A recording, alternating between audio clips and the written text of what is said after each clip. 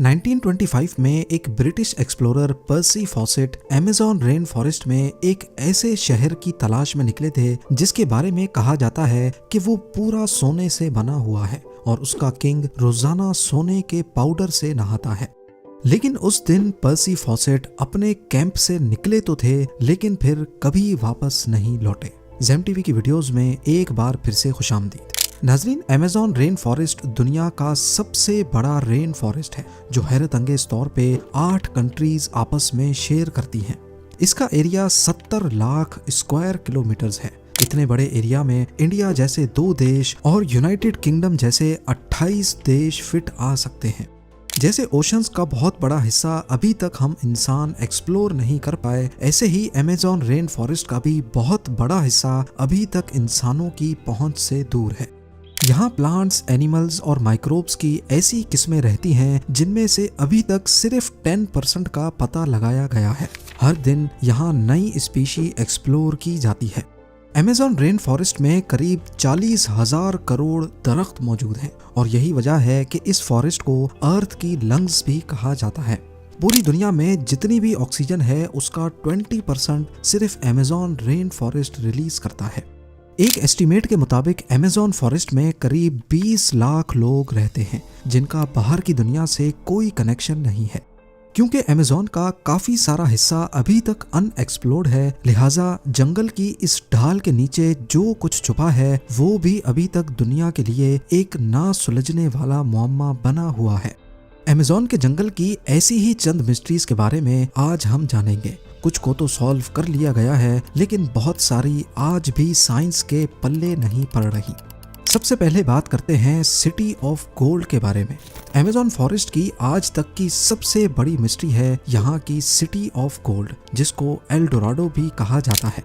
कहा जाता है कि किसी दौर में यहाँ एक ऐसा शहर था जो पूरा सोने से बना होता था और यहाँ का किंग रोजाना सोने के पाउडर से नहाकर अमेज़न रिवर में वो सारा सोना बहा देता था। जी हाँ, 16th सेंचुरी में यूरोपियंस साउथ अमेरिका में आए थे जहाँ अमेज़न फॉरेस्ट मौजूद है। वो अपने साथ काफी सोल्जर्स और इस इलाके पर कब्जा करने का प्लान बनाकर आए थे। यहाँ उनका सामना अमेज़न के लोकल लोगों से हुआ जिन्होंने यहाँ अपने शहर बसाए हुए थे। यूरोपियंस ने उनके बनाए हुए शहरों पर कब्जा कर लिया और 16th सेंचुरी के आखिर में उनको खबर मिली कि अमेज़न फॉरेस्ट के डीप में एक ऐसा शहर भी है जो पूरा सोने से बना हुआ है। तो इसी पर यूरोपियंस ने इस एल डोराडो सिटी की तलाश शुरू कर दी। पूरा अमेज़न फॉरेस्ट छान लेने के बाद उनको यहाँ के बहुत सारे कबीले तो जरूर मिले लेकिन जिस शहर की तलाश थी वो ना मिल सका, जबकि यहाँ उनको काफी सारा सोना जरूर मिला। अगले 200 सालों तक तलाश जारी रखने के बाद आखिरकार एल डोराडो को मिथ डिक्लेयर कर दिया गया। उसके बाद 19th सेंचुरी में एक ब्रिटिश एक्सप्लोरर पर्सी फॉसेट ने एल डोराडो को एक बार फिर से तलाश करने का फैसला किया। उन्होंने अमेज़न में टोटल 8 एक्सपीडिशंस किए लेकिन इस दौरान उनको एल डोराडो तो दूर की बात दूसरे शहर भी नहीं मिले जिनका जिक्र यूरोपियंस ने किया था। अपने आखिरी एक्सपीडिशन में पर्सी फॉसेट अमेज़न के बीच में मौजूद थे जब आखिरी बार उनसे राब्ता हुआ था। उसके बाद वो तलाश में निकले तो दोबारा कभी लौटकर नहीं आए। ये 29 मई 1925 का दिन था और जिस जगह से वो गायब हुए वो ब्राजील की स्टेट मैटो ग्रोसो थी। उनको कई महीनों तक तलाश किया गया लेकिन ना ही पर्सी फॉसेट मिले और ना ही उनकी डेड बॉडी।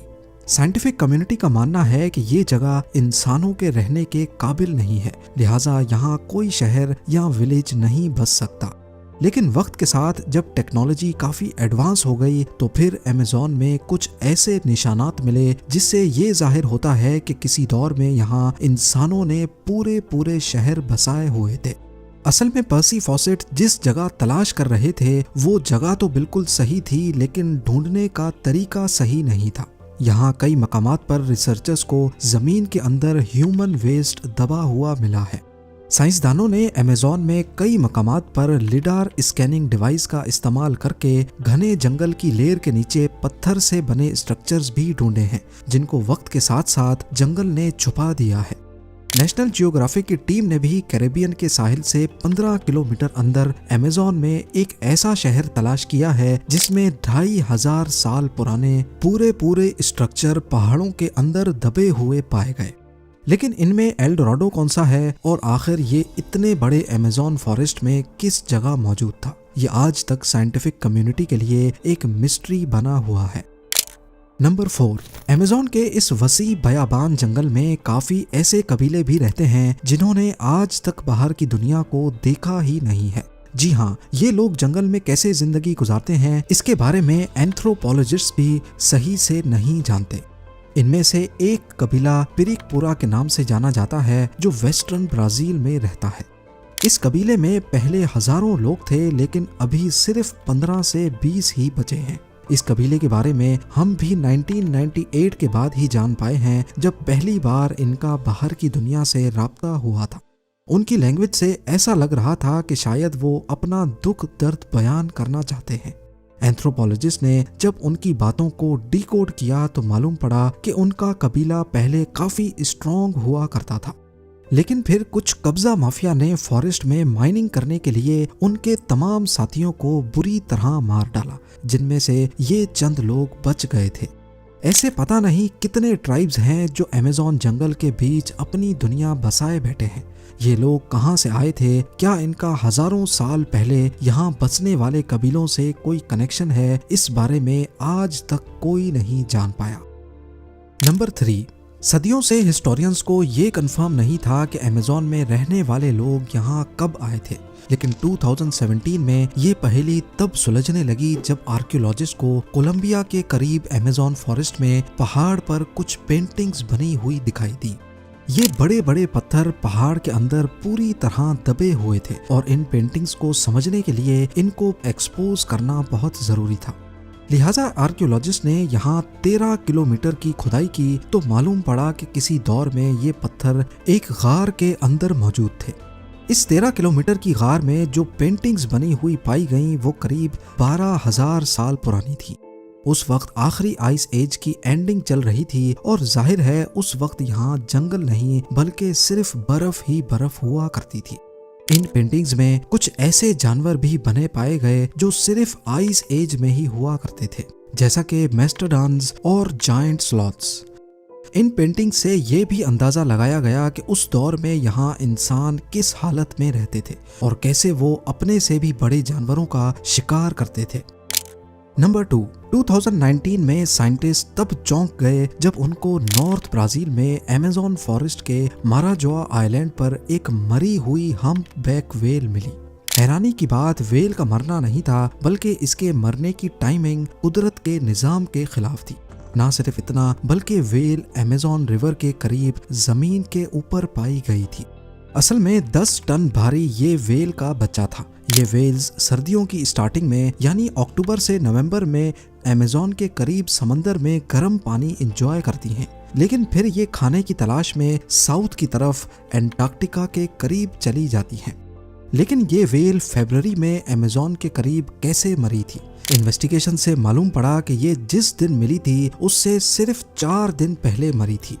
ना ही इसकी बॉडी पे किसी शिकार के निशानात थे और ना ही इसको कोई चोटें लगी हुई थी। तो अब यहाँ कई सवाल उठते हैं। पहला ये कि व्हेल इस मौसम में यहाँ कैसे पहुंची, ये समंदर से अमेज़न रिवर में क्यों आई और सबसे बढ़कर ये अमेज़न फॉरेस्ट के बीच जमीन तक कैसे पहुंची। वो दिन और आज का दिन, ये मिस्ट्री कभी सॉल्व नहीं हो पाई। और अब नंबर 1, अमेज़न फॉरेस्ट का एक और सीक्रेट 2013 में डिस्कवर हुआ था जब पेरू के करीब एक केमिस्ट्री के स्टूडेंट को अमेज़न में ये अजीबो गरीब स्ट्रक्चर मिला।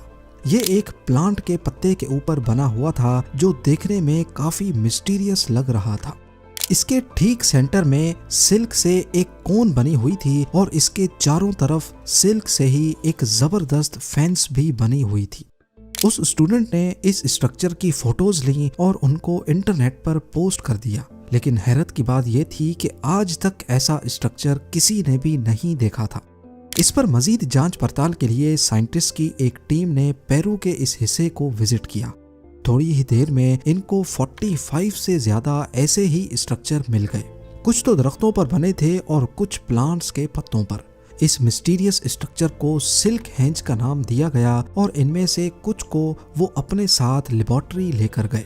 माइक्रोस्कोप की मदद से देखा गया कि फेंस पर छोटे छोटे डस्ट माइट्स घूम रहे थे। ये कीड़े सिल्क प्रोड्यूस नहीं करते, लिहाजा ये बात तो कंफर्म थी कि ये स्ट्रक्चर इन्होंने तो नहीं बनाए थे। चंद दिनों के बाद फेंस के बीच वाली कोन आहिस्ता आहिस्ता फटने लगी और उसमें से एक स्पाइडर का बच्चा बाहर निकला। असल में ये स्ट्रक्चर स्पाइडर की एक खास स्पीशी ने बनाए थे जो सिर्फ वेस्टर्न अमेज़न में ही पाई जाती है। ये स्पाइडर अपने अंडों के गिर्द फेंस इस वजह से बनाते हैं ताकि इसमें छोटे छोटे डस्ट माइट्स फंस जाएं और जब उनका बच्चा अंडे से बाहर निकले तो उसके पास खाने के लिए कुछ मौजूद जरूर हो। उम्मीद है जेम टीवी की ये वीडियो भी आप लोग भरपूर लाइक और शेयर करेंगे। आप लोगों के प्यार भरे कमेंट्स का बेहद शुक्रिया। मिलते हैं अगली शानदार वीडियो में।